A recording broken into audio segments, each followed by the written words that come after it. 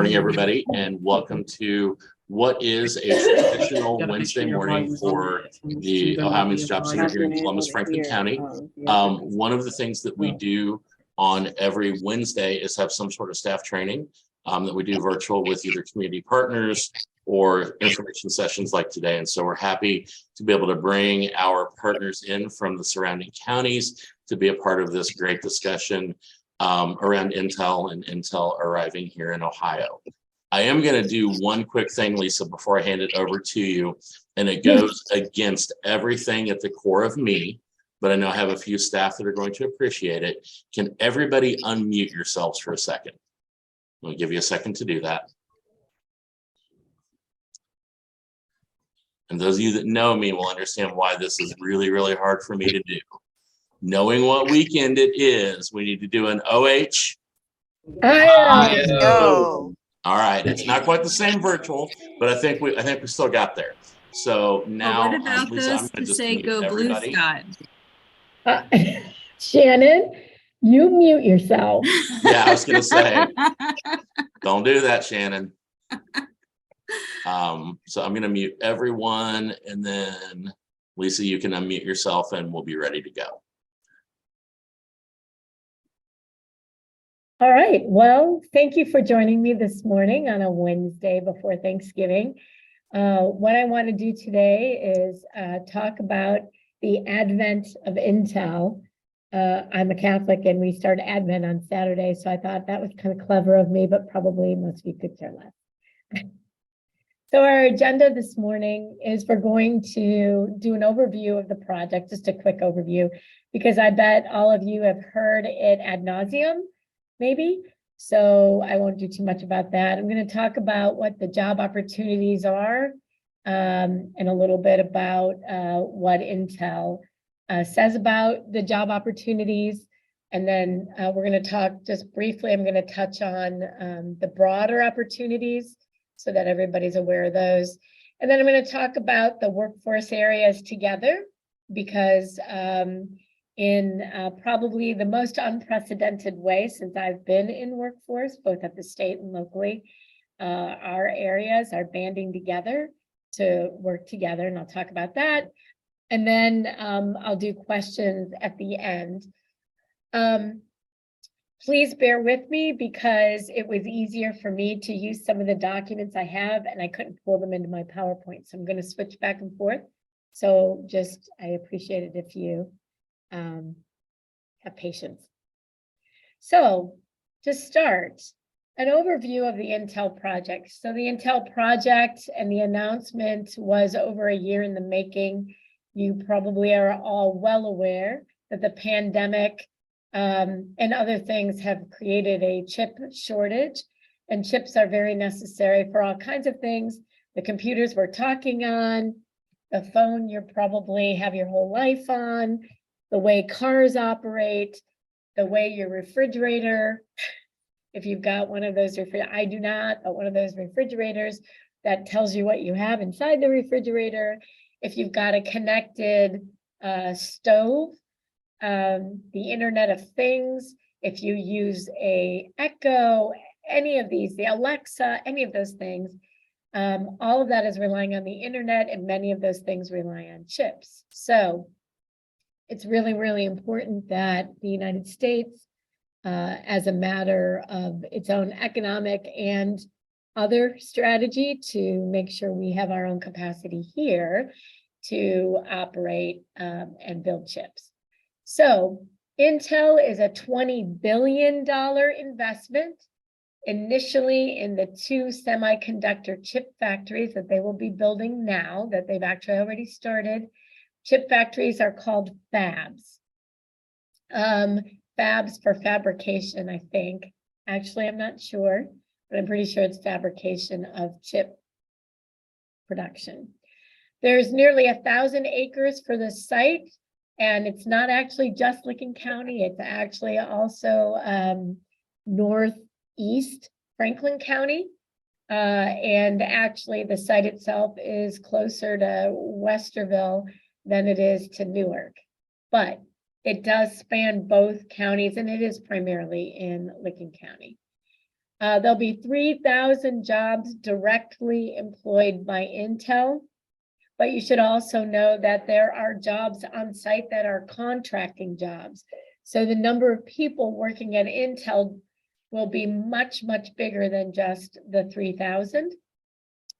And not only we'll talk about the primary jobs around making chips, but there are also jobs around the massive water plants that they are building out there, because it takes a lot of water to make for this process.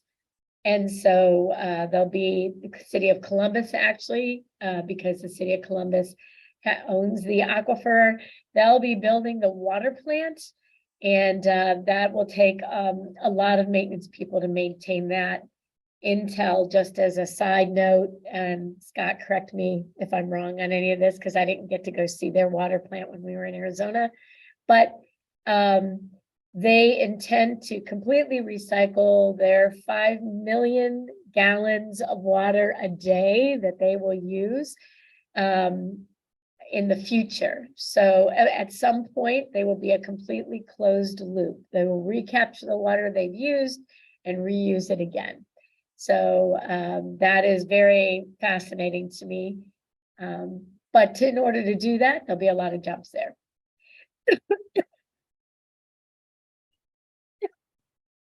Hold on.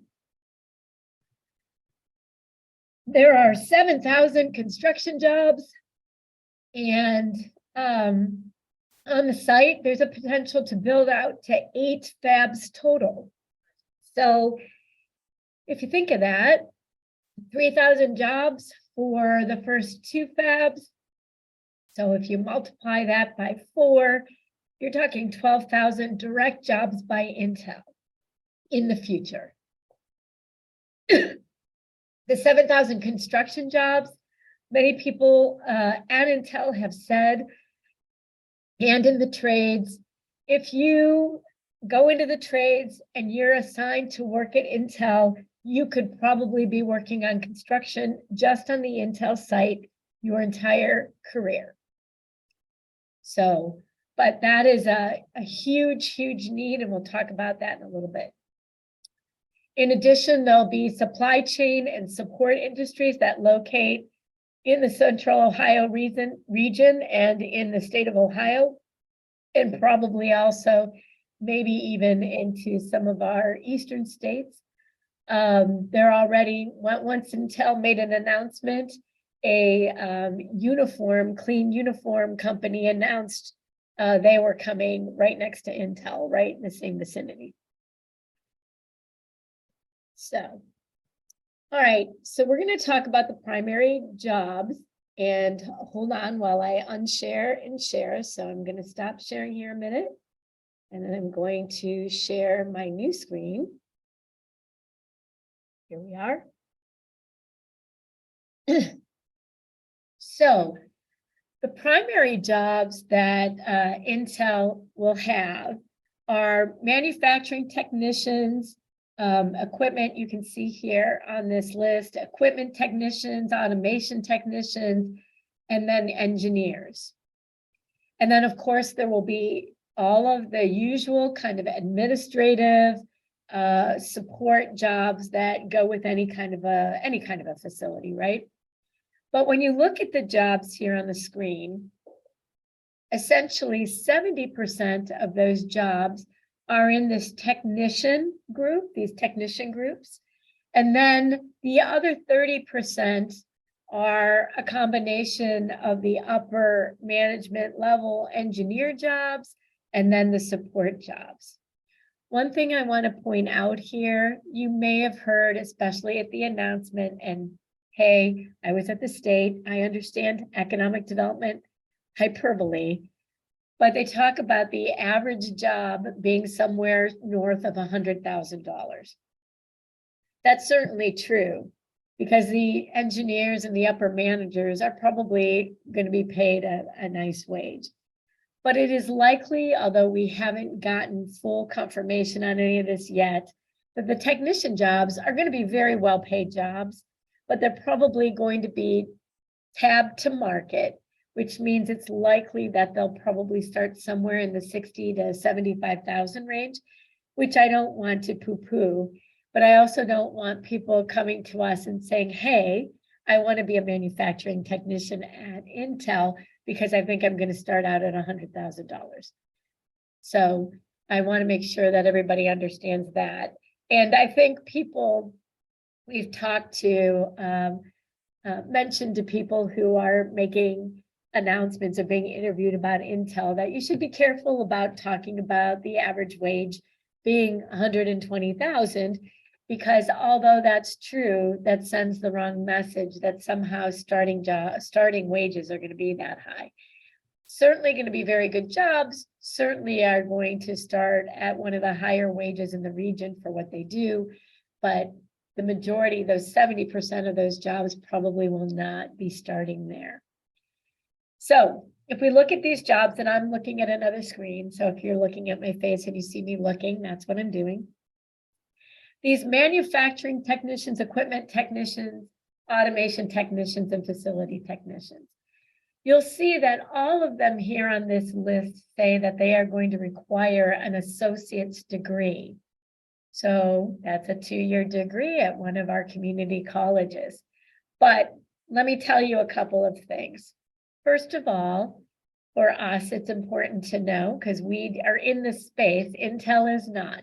There are only 7 states in the United States who have a separate career technical education system. And Intel has never been in a state with a career technical education system that's separate. And so they're unfamiliar with this idea that you could go to CTech, as an example, and get a certification in manufacturing that would well prepare you for one of these jobs. This is kind of flummoxed Intel, honestly. And even internally between their local team and their global team, there's debate about whether we're going to hold to we need an associate's degree in order to get one of these jobs, or we can go to CTech or one of these other technical training schools. So I want to point that out. We don't have an answer on that. I think that's going to be something that's going to be really important to all of us who are in the workforce space and have people coming to us to talk about, I want to get a job. What do I do to get into Intel?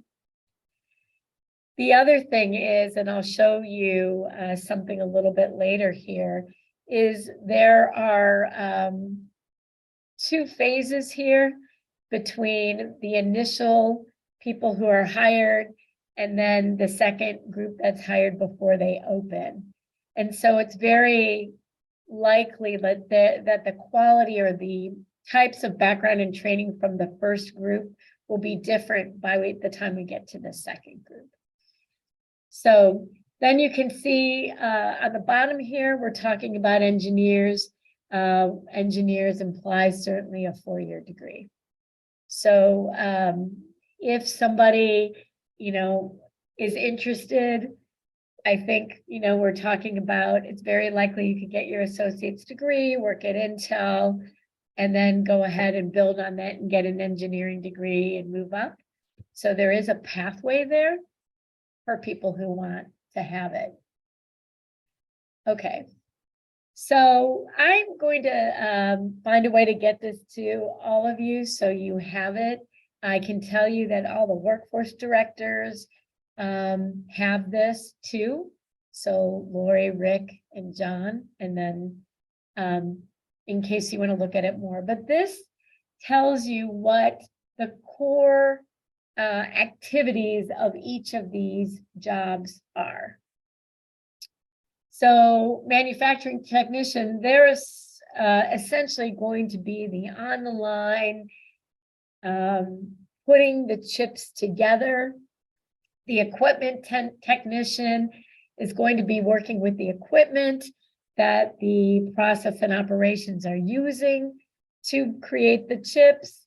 Then we get into engineering and production, where we're looking more at the quality, the design of the chips, how to create more of them, what kinds of issues are we having in getting up to the production level we need. Those are the kinds of issues that the yield and production engineers would do. And then, in the green, I don't think I have to explain that. Those are all the management people, making the high level decisions. So let me see if anybody has. Oh, you just said we'll distribute the documents. Thank you. Okay. So I want to show you something that's very interesting about Intel. There's a lot of fear, and let's be honest, there's a lot of fear by other employers, other manufacturing employers, that they won't be able to hold on to their staff, that their staff are going to go and they're going to want to work for Intel because they feel like the pay may be more competitive and better, etc. I think that's sure, some of that is going to happen, but I want to talk to you about what it's going to be like to work at Intel. And this is where I want to be. So I want you to notice down here at the bottom where it says compressed work week fab schedule for technicians. So first thing you need to know is that in those technician jobs, it's clean room environment.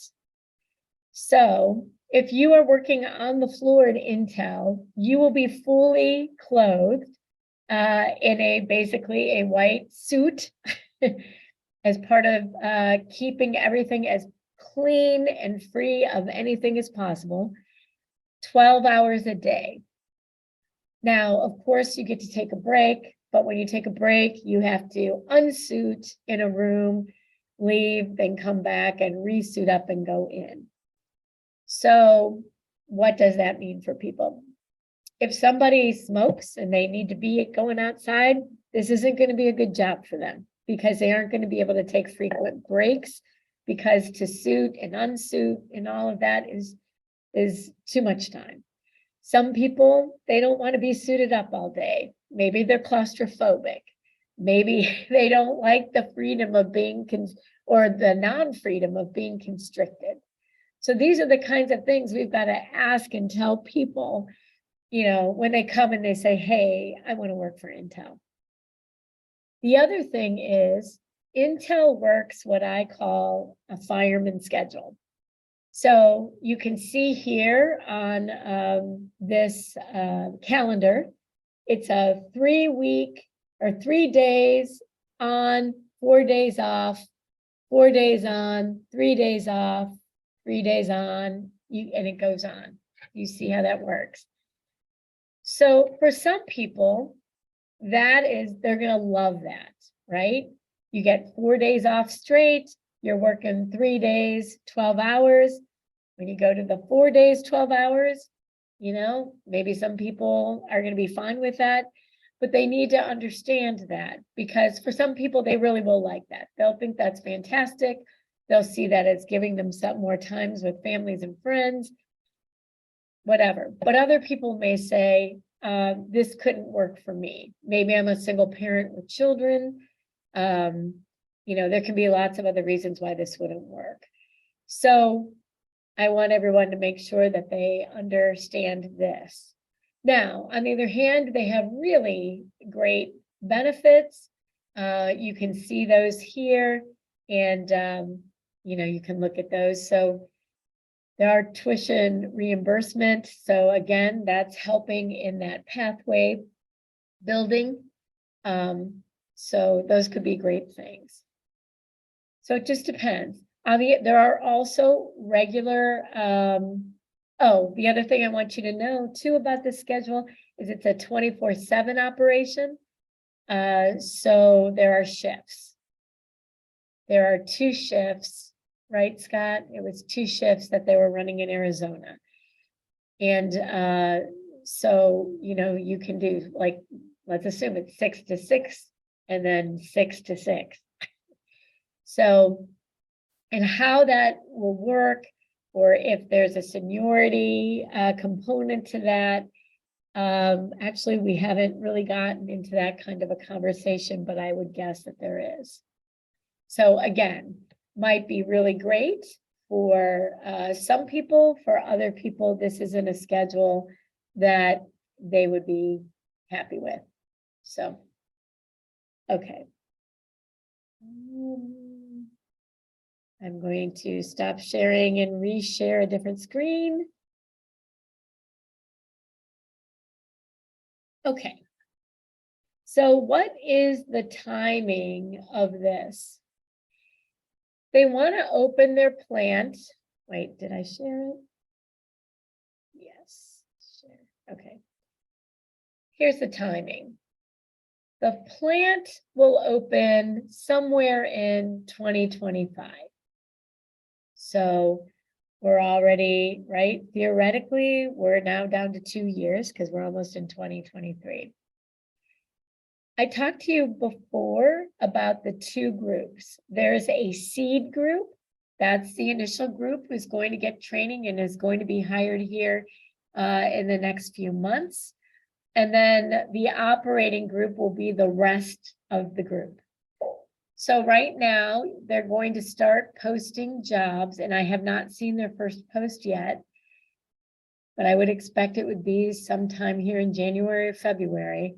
They just, well, let me move back. They just brought in their local team, are all hired just now. So that local hiring probably, again, isn't going to happen here until early 2023. Whoever's hired first will be sent to one of their other plants, either in Arizona, where they have several fabs, or potentially Oregon, Portland. And that's so they can learn the process, learn the policies, how it operates, basically, if you will, apprentice with the current fabs that are already operating. My understanding is that people who are hired here, that Intel will pay to have them at these other locations. And I thought, but I'm not positive, Scott, correct me if I'm wrong, that they would even provide them some travel money to come back to Ohio if they agree to do that. So that you'd be able to, you know, work at Intel a couple weeks, come home to your family. So that would be the first 1,500 of the 3,000 people they're looking to hire. You might be asking yourself, well, if they're starting in 2023 to do this hiring and we don't have enough people with associate's degrees in manufacturing technology and those other areas, how are they going to hire people? Great question. Hold on, and I will, I don't think I.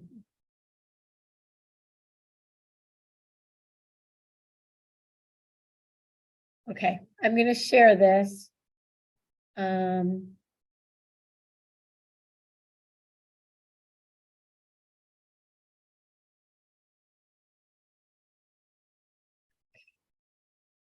They are going to hire people who have skills that they consider are transferable skills. So what does that mean? Here's where you see what these minimum quals are. What I want to show you is that you see right here, they say equivalent military or certification. So you're not sharing. Oh, it's not sharing. Oh, no. I'm sorry. Thank you for telling me. Yeah, it doesn't help if I'm not sharing. Okay, now am I sharing? All right. So if you see here, minimum quals, a technical associate's or bachelor's or equivalent military or certifications experience. So they're very heavy on hiring veterans who have what they consider experience in their MOs in the military that can crosswalk to being a manufacturing technician. And they're looking at people who have are doing other kinds of work. So what might those other kinds of work be? HVAC, they're already working in manufacturing facilities and working with equipment. Maybe they're working with high-level automotive, who maybe already have all these are being run by computers, which most of our cars are at this point. So they're looking at people who already have some experience, and maybe they don't have an associate's degree, but can crosswalk that several years of experience to do this kind of work.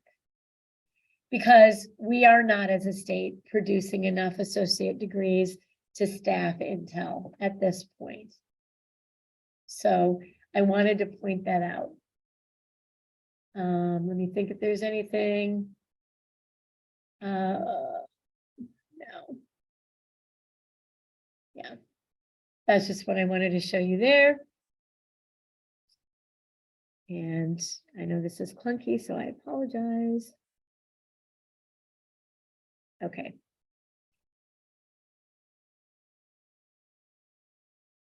The operating group will be hired closer to the opening.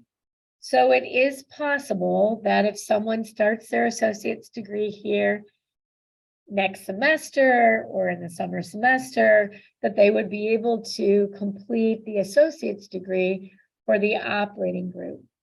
Now, remember in the beginning, I said the CTE system is something completely new to them.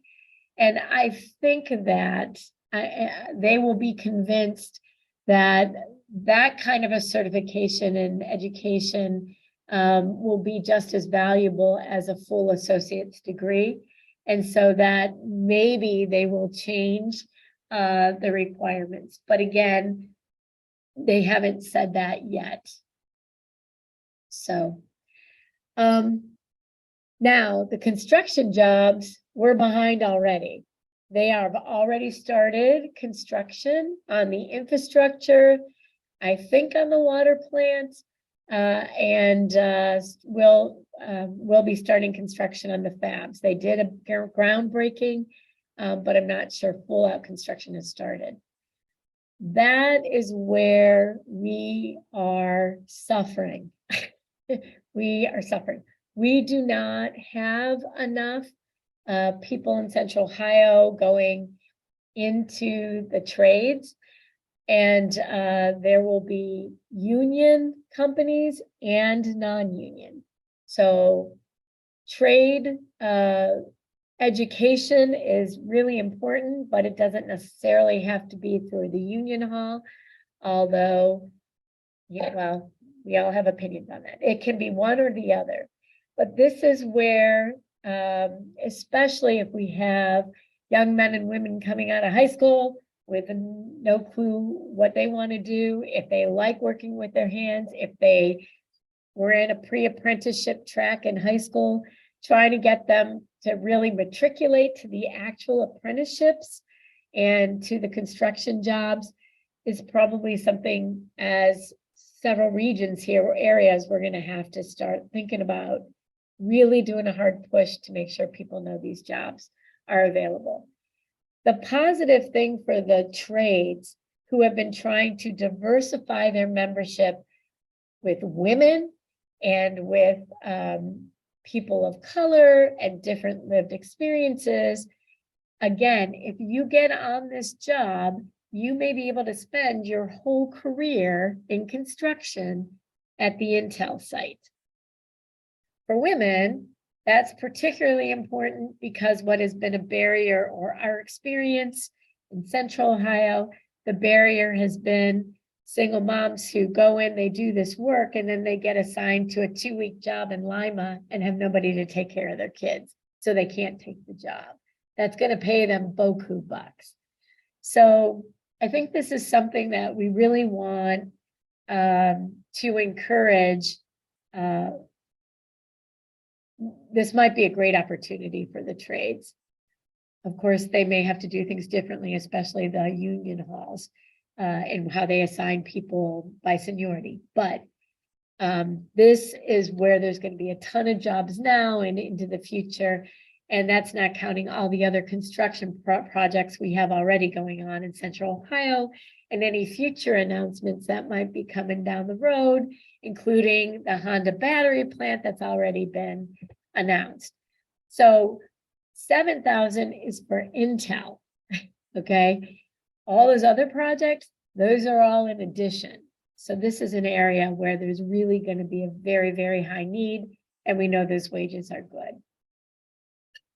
I pointed out down here, you'll see Intel has a hiring goal of 50% women employees for this location. And they want to really push to do that. Again, things that we're talking to them about, if they really want to make that particular goal, is where is the childcare going to be? Are they going to partner to have overnight childcare at Intel nearby? And they are thinking about those things because they can't make that goal if of having 50% women if they're not considering how children will be cared for while their mother is working a 12-hour shift. So the other thing I've put on here, and I will send this to Scott, is you can go onto their site and see the rest of their diversity goals. They are a global corporation, so all over the world, and they are very, very much committed to having a diverse workforce. You know, here in Columbus, in Franklin County, we're particularly interested in that and how we get people who are living in the city of Columbus into those jobs if they're interested in them. So, okay. I want to make sure that I leave time for us to ask questions. So I talked about the fact that workforce areas 7, 11, 14, and 20 for sure have already started working together, I think maybe in an actually unprecedented way than in the past. So you'll see we were in a planning stage. The directors and the operators for both areas 7 and 11 have been meeting since March of 2022, after we were invited to go to Arizona to see the Intel plant and get presentation from the people, the global level people at Intel. It was a very interesting trip. We weren't allowed to go into the actual floor because it's a clean floor. And so that wasn't possible. We did get to go and see at Arizona State their training facilities around clean rooms. So if we didn't have an idea of what that meant, we did after going there.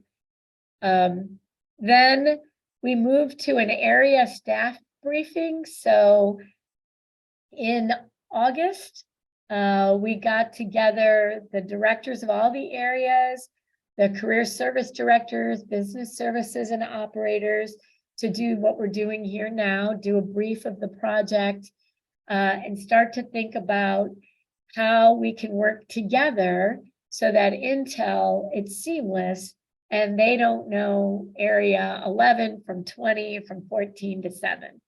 That we are all working together to meet their needs, that there's no wrong door, so that if they come in one door and the appropriate area is really 7, that we don't say, here's a number, call them instead, that we figure out how we make this very, very seamless to work with them.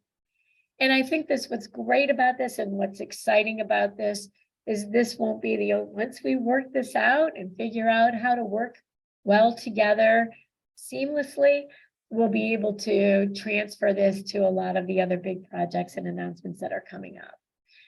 So we're now, I would say we're kind of in the design phase right now. So the area directors and 2 of the operators, Scott and Rocky, we were able to meet with the local talent team, Pat Lawler, Walt Williams, and Chadwick.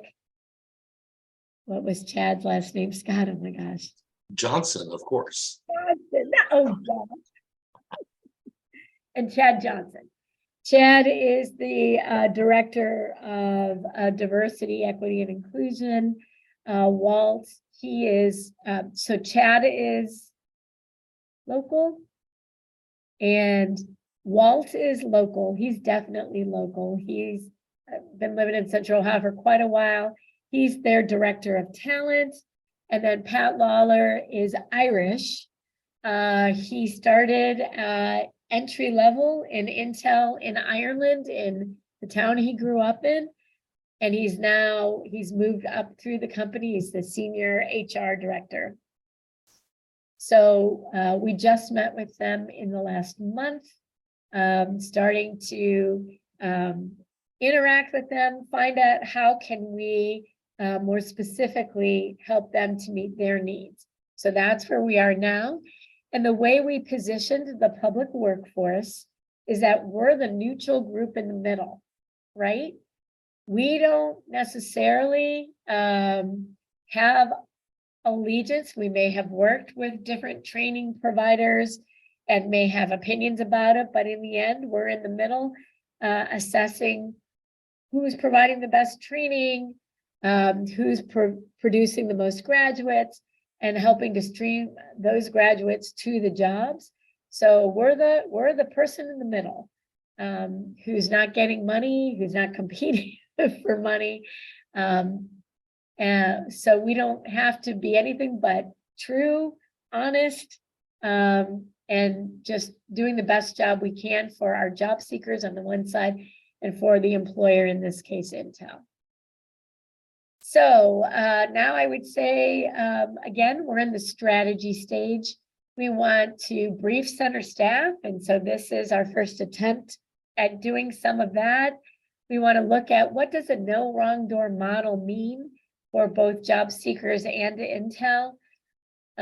We want to understand the training system as it unfolds. And by that, I mean, you may be aware that money was put out by Intel in a competitive way for the higher education and career technical centers to band together to develop the curriculum and make tweaks to curriculum they already have, to produce more of these technicians, these engineers. How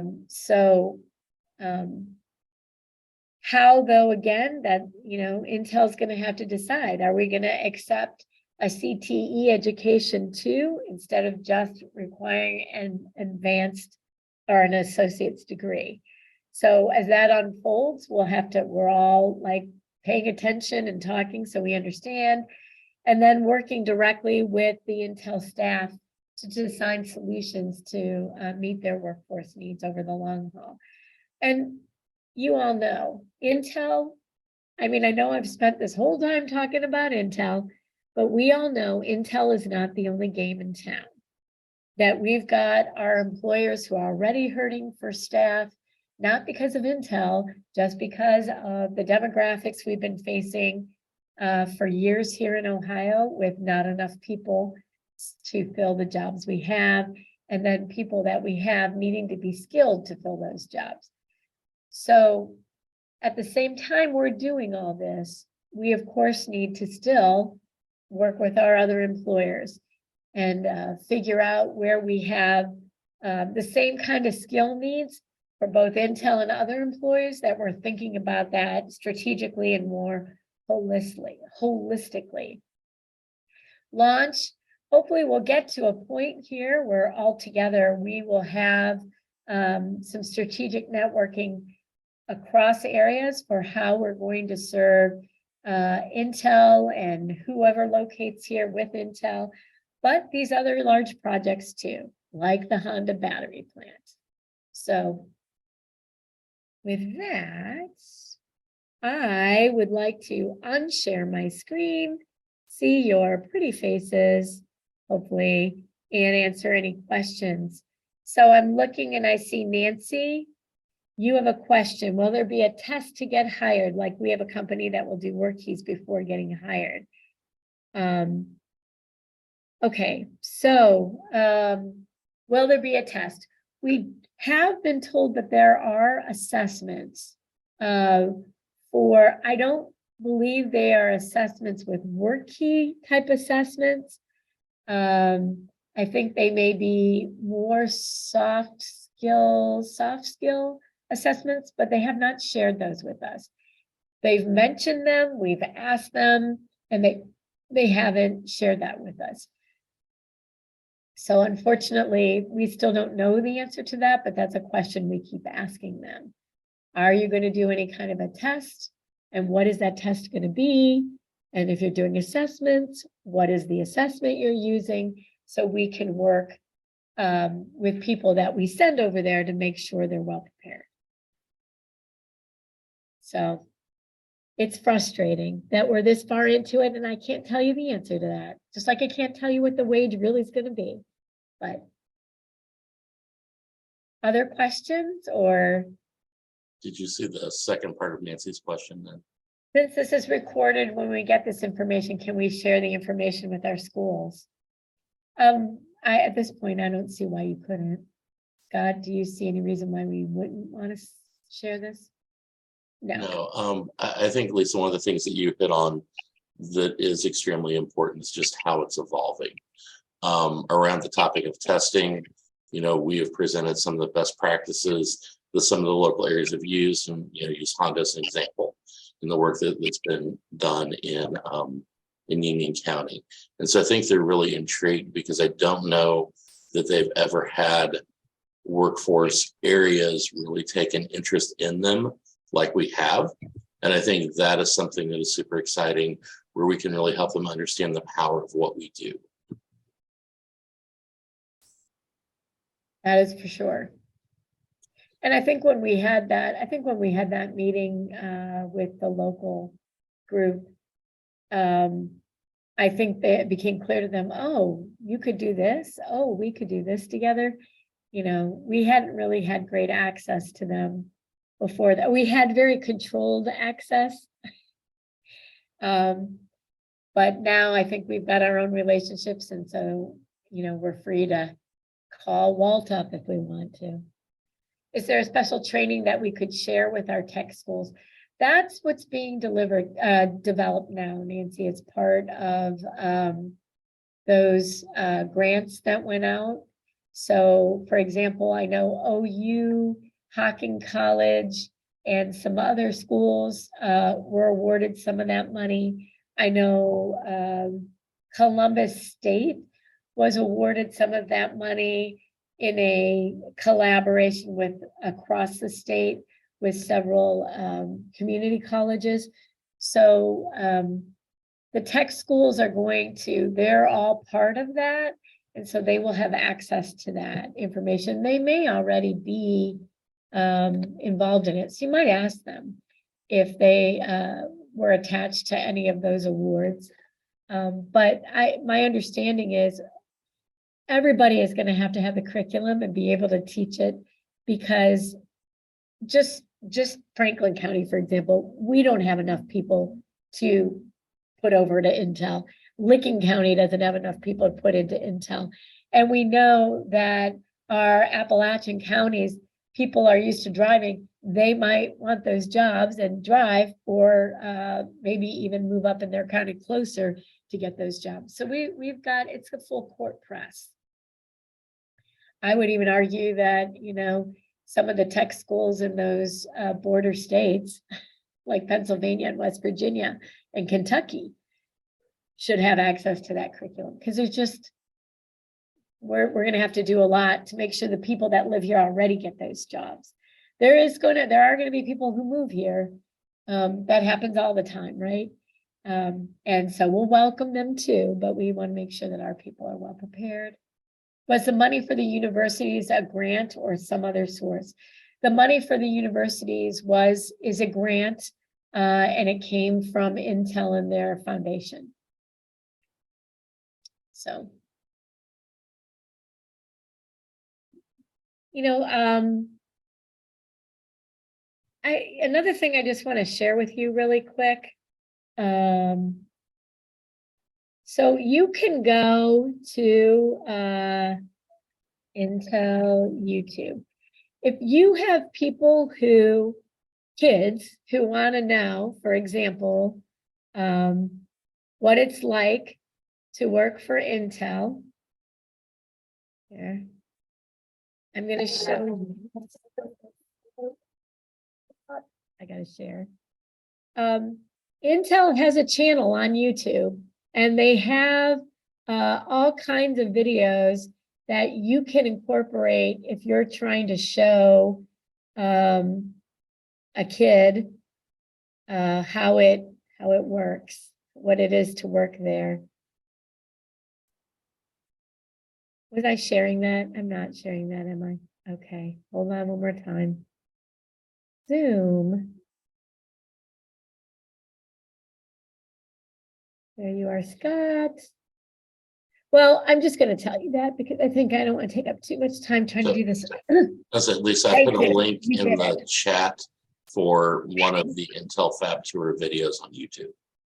Yeah, so you can go there. Another really great resource that the CALE, the Center for Adult Education and Learning, if you're familiar with them, the SEMI Foundation, which is not just Intel, but a collaboration of all of the chip makers. That larger foundation also has a website that talks about more generally careers in the I'll find that. I don't want to take up time doing that too, but I'll send you that. More generally talks about what it's like to work in the semiconductor industry, and it lists companies, all the companies and the supply chain companies and the kinds of jobs and what you need to do to get those jobs. So I think I'm pretty sure they have it published. They showed us the what it was initially going to look like. But I will find that and also make sure that I send that all to you. This is Sean. I just have a question, easier than typing in the chat, I think. The money allocated to OU and Hocking, do you have a specific contact person for that to find out more? I do not, but Lori McKnight knows who it is. Okay, great. Yeah, I just started in this position, so I'll check with her. Yeah. Check with Lori. I know all about mine, which is Columbus State, but I don't know about the other ones. I can also tell you that CTEC is very involved. I guess CTEC is probably really involved with the Columbus group, I'm guessing. Okay, will that pay for tuition or just program money? No, that money isn't for the job seekers. It's completely for the education systems to figure out how they're going to do the training. I wish they know that we, the system, have training dollars though. So we may see some of that. And one of the ideas we've been batting around, and I talked to the state about, is asking for additional WIOA dollars specifically for building up construction and potentially, these manufacturing certificates or degrees. So stay tuned for that. Hasn't been fully worked out, but right? I mean, that's the issue, paying for people to get the training. Are there any other questions or wild things you always wanted to know to see if we know about it at Semiconductor? So I think, Lisa, a couple things just to kind of reiterate and lift up around the topic of the career and tech ed programs, community colleges, and the universities. It's interesting how Intel, when they first arrived through the guidance of Jobs Ohio, we're having all of these like individual pocket meetings. So they're meeting with all the career tech ed schools, they're meeting with all the community colleges, they're meeting with all the universities, and they're meeting with us. What we've all realized is that we can't do this by ourselves. And so just like we as areas are coming together, we're also starting to work with the career tech ed programs and the community colleges and the universities to say, how do we build this system? Because we're much more effective when we all use our strengths versus everybody doing everything independently. So I think you're going to see a lot of really unique opportunities and collaborations to occur that probably haven't occurred before based off of some of the conversations that we've had. Then the other thing, and Lisa knows this is something that's near and dear to my heart, in particular for Franklin County, is when we talk about the work that Chad Johnson's going to do with them and the diversity, equity, and inclusion plan. They have some very broad concepts, and we're really trying to push them when it comes to the concepts of fair chance employment. You know, what backgrounds will you accept? What backgrounds will you not accept? When it comes to supporting non-native English speaking individuals, how inclusive will the environment be? How focused will they be on professional development for those individuals to really help them integrate into the Intel world the right way? And so as we get more of that information, we'll definitely push it out too, because we know with the available labor talent pipeline right now, we're going to have to tap into all aspects of our communities to be able to meet the needs of Intel and some of the other new talent attractions that are coming in. So just to throw some of that out too. This is what, so I just shared on the screen. These are the things that money is going to pay for. Curriculum development, faculty training, laboratory equipment upgrades, novel research to advance, you know, what they actually do, and then student experiential opportunities. And they are very focused on making sure that they get into the high schools, right? So they can interest high school students into going into this kind of work. So there'll be a component to that too. But experiential opportunities doesn't mean tuition to actually get the degree. So, but I thought I'd share that with you. I'm going to go ahead and send this PowerPoint. You'll see up here it says confidential, not a public record. It's actually, this information is no longer, I don't believe any of this is confidential. These are the roles. This is the kind of education. This is their scale. So I think this is safe to share. And so I'll share that with you, Scott.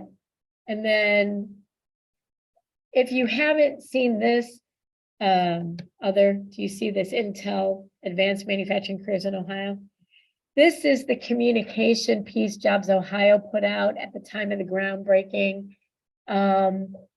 And it was, they wanted us to also communicate about it, but there are, if you are trying to do like a social media campaign to kids, there's a lot of great information in here, and I'm going to send that to you too.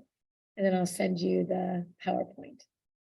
And we do believe that Jobs Ohio will continue to support us from a communications standpoint in a similar way that they have for other initiatives, where they will provide us with some content, including graphics or videos, so that you won't be forced to create everything on your own, which should be really helpful as well.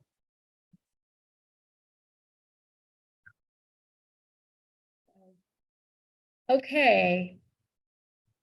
Well, I hope this was somewhat, all right, I'm not sharing anymore. I hope this was somewhat helpful for you. I realize we still don't have all the answers, but hopefully you at least have the answers we have. So I don't think there's anything we're holding back or keeping a secret here.